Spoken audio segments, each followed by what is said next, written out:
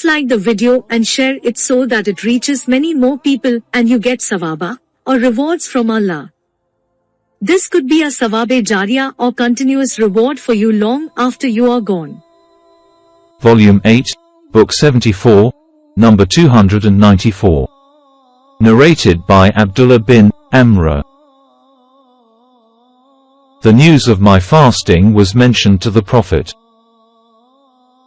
So he entered upon me and I put for him a leather cushion stuffed with palm fibers.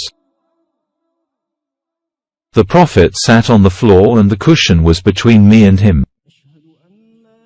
He said to me, "Isn't it sufficient for you, that you fast 3 days a month?" I said, "O Allah's Apostle, I can fast more than this." He said, "You may fast 5 days a month." I said, "O Allah's Apostle, I can fast more than this." He said, "You may fast 7 days." I said, "O Allah's Apostle." He said, 9. I said, "O Allah's Apostle." He said, 11. I said, "O Allah's Apostle."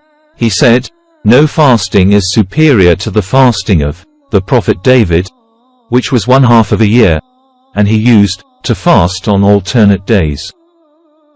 See Hadith number 300, Volume 3.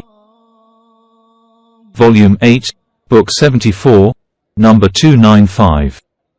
Narrated by Ibrahim. Al-Qama went to Sham and came to the mosque and offered a 2-rakat prayer, and invoked Allah, "O Allah, bless me with a pious, good companion."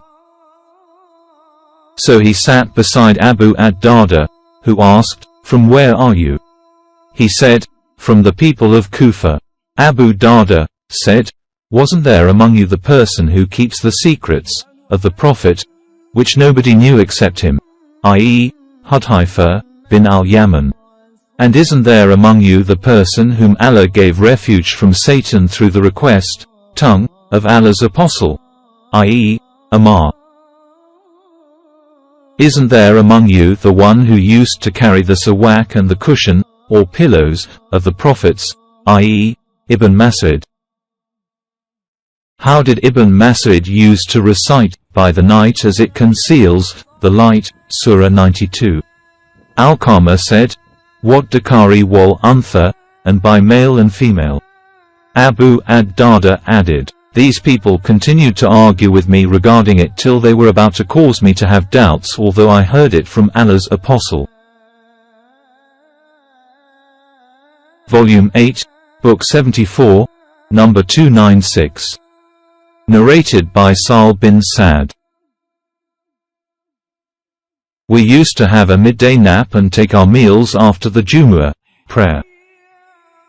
Volume 8, Book 74, number 297. Narrated by Sal bin Sa'd. There was no name dearer to Ali than his nickname Abu Turab, the father of dust. He used to feel happy whenever he was called by this name. Once Allah's Apostle came to the house of Fatima, but did not find Ali in the house. So he asked, "Where is your cousin?"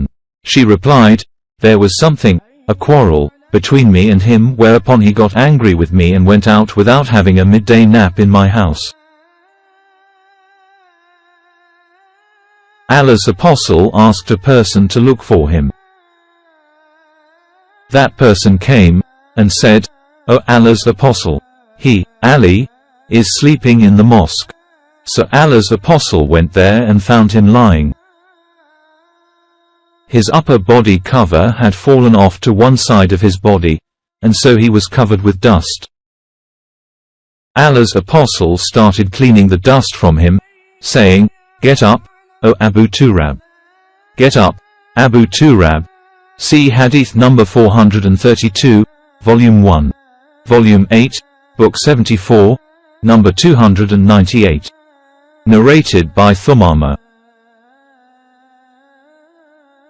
Anas said, Sulaim used to spread a leather sheet for the Prophet and he used to take a midday nap on that leather sheet at her home. Anas added, when the Prophet had slept, she would take some of his sweat and hair and collect it, the sweat, in a bottle and then mix it with suk, a kind of perfume, while he was still sleeping. When the death of Anas bin Malik approached, he advised that some of that suk be mixed with his hanut, perfume for embalming the dead body, and it was mixed with his hanut. Volume 8, Book 74, number 299. Narrated by Anas bin Malik. Whenever Allah's apostle went to Kuba, he used to visit Haram bint Milan, who would offer him meals, and she was the wife of Ubadah bin as-Samit. One day he went to her house and she offered him a meal, and after that he slept, and then woke up smiling. She, Haram, said, I asked him, what makes you laugh, O Allah's apostle? He said, some people of my followers were displayed before me as warriors fighting for Allah's cause and sailing over this sea, kings on thrones, or said, like kings on thrones. The narrator, Ishaq, is in doubt about it. I, Haram, said, O Allah's apostle, invoke Allah that he may make me one of them. He invoked Allah for her and then lay his head and slept again and then woke up smiling. I asked, what makes you laugh, O Allah's apostle? He said, some people of my followers were displayed before me as warriors fighting for Allah's cause and sailing over this sea, kings on the thrones, or said, like kings on the thrones. I, Haram, said, O Allah's apostle, invoke Allah that he may make me one of them. He said, you will be amongst the first ones. It is said that Haram sailed over the sea at the time of Muawiyah, and on coming out of the sea, she fell down from her riding animal and died. Volume 8, Book 74, number 300. Narrated by Abu Sa'id al-Khudri. The Prophet forbade two kinds of dresses and two kinds of bargains, Ishtamal as-Sama and al-Atiba, in one garment with no part of it covering one's private parts.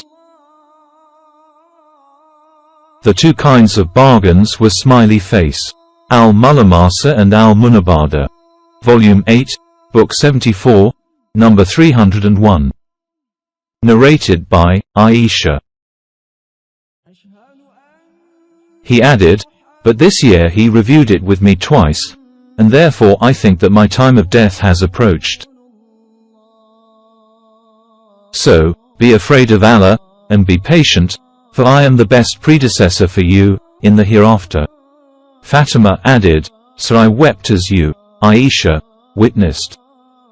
And when the Prophet saw me in this sorrowful state, he confided the second secret to me, saying, O Fatima, will you not be pleased that you will be chief of all the believing women, or chief of the women of this nation, i.e. my followers? Volume 8, Book 74, number 302. Narrated by the uncle of Abbas bin Taman. I saw Allah's apostle lying on his back in the mosque and putting one of his legs over the other. Volume 8, Book 74, number 303. Narrated by Abdullah. The Prophet said, when three persons are together, then no two of them should hold secret counsel excluding the third person. Volume 8, Book 74, number 304. Narrated by Anas bin Malik. The Prophet confided to me a secret which I did not disclose to anybody after him. And Sulaim asked me about that secret, but I did not tell her. Volume 8, Book 74, number 305. Narrated by Abdullah. The Prophet said, when you are three persons sitting together, then no two of you should hold secret counsel excluding the third person until you are with some other people too, for that would grieve him.